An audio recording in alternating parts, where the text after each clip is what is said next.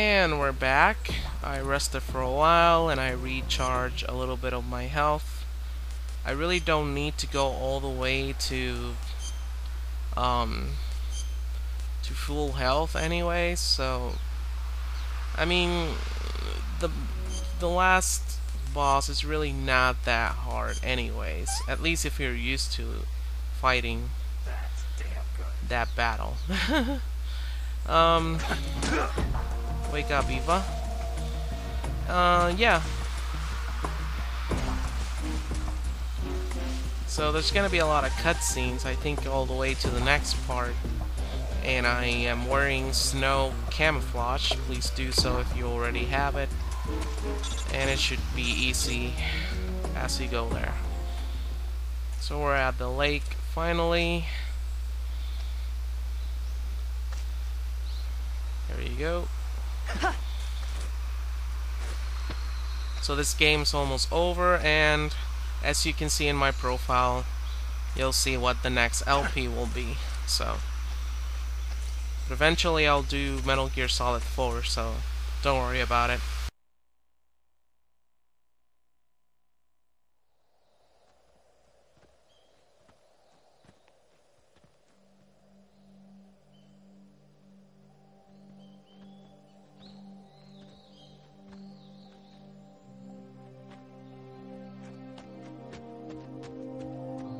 Come on, Snake.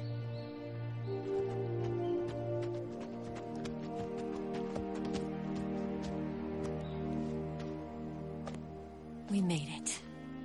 We made it. Over there.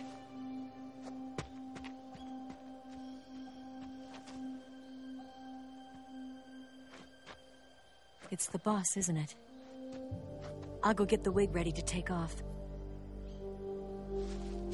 Right. I'll leave you two alone. But come back in one piece, okay?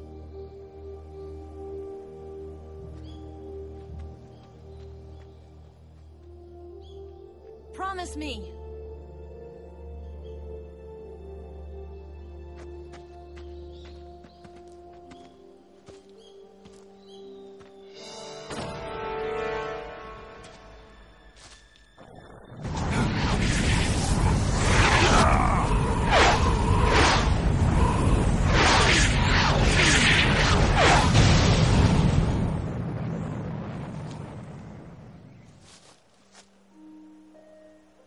Life's end.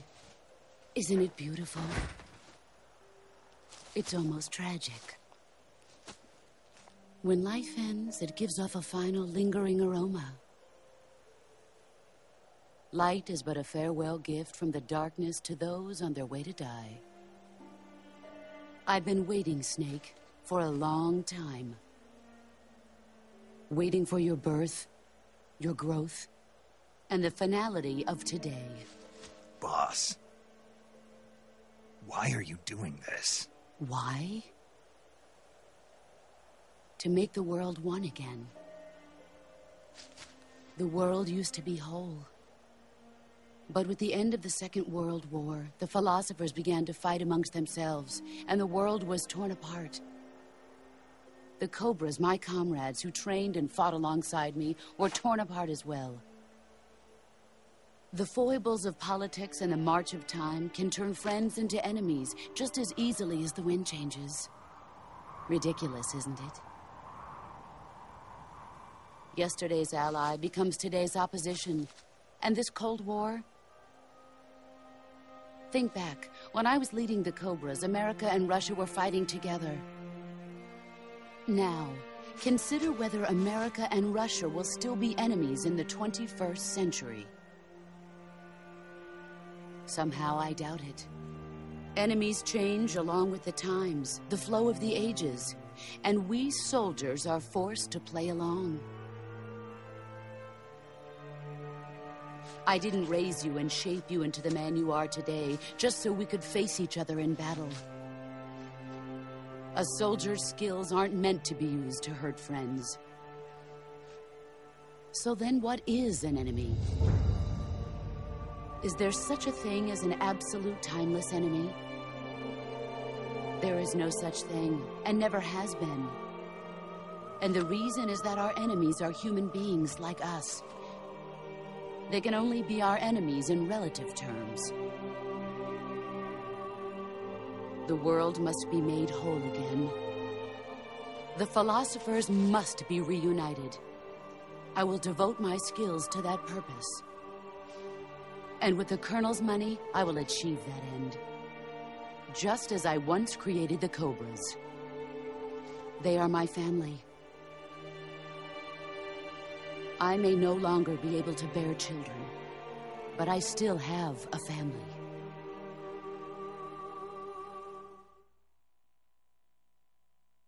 It was November 1st, 1951.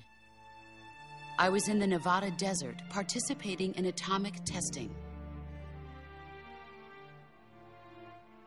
The name Nevada is derived from Spanish, covered in snow, white as snow. And snow is exactly what I saw in that Nevada desert. It froze my blood white. Snake, you were an atomic test subject, weren't you? On Bikini Atoll. That's part of the reason I was drawn to you. You and I are alike. We're both slowly being eaten away by the karma of others. We'll never have the chance to die peacefully of old age. We have no tomorrow. But we can still have hope for the future. In 1960, I saw a vision of the ideal future from space. 3 years earlier, the Soviet Union had succeeded in launching Sputnik, the first man-made satellite in history, into orbit. This came as a huge shock to the United States. In response, America threw everything it had into its own manned spaceflight project, the Mercury program. Even as the Soviets seemed poised to send their first man into space, America was still experimenting with chimpanzees and rockets. The government wanted human data. So they secretly decided to send a human being into space. I was the one they chose. At the time, they didn't have the technology to block out cosmic rays, and whoever they sent up would inevitably be exposed to heavy radiation. That's why they chose me. After all, I'd already been irradiated once. Of course, you won't find any of this in the history books. I could see the planet as it appeared from space. That's when it finally hit me. Space exploration is nothing but another game in the power struggle between the US and the USSR. Politics, economics, the arms race, they're all just arenas for meaningless competition. I'm sure you can see that, but the Earth itself has no boundaries. No East, no West, no Cold War. And the irony of it is, the United States and the Soviet Union are spending billions on their space programs and the missile race, only to arrive at the same conclusion. In the 21st century, everyone will be able to see that we are all just inhabitants of a little celestial body called Earth. A world without communism or capitalism, that is the world I wanted to see. But reality continued to betray me. In 1961, I was sent to Cuba, to Bahia de Cochinos.